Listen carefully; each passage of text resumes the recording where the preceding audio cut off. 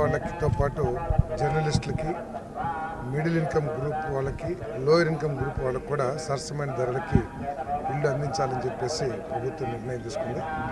మరి ఈ రాష్ట్ర అభివృద్ధి కోసం, రాష్ట్ర సమస్యల నుంచి ఈ రాష్ట్రాన్ని కాపాడనే కష్టపడుతున్న ముఖ్యమంత్రి గారు, ఉప ముఖ్యమంత్రి గారు, లోకేష్ గారు, వీరికి తోడు దైవశక్తి కూడా తోడివారని, ఆ ఏడుకొండవాడు సహకారిగా ఉండాలని ఏడుకొండవాడిని మొక్కున్నాను.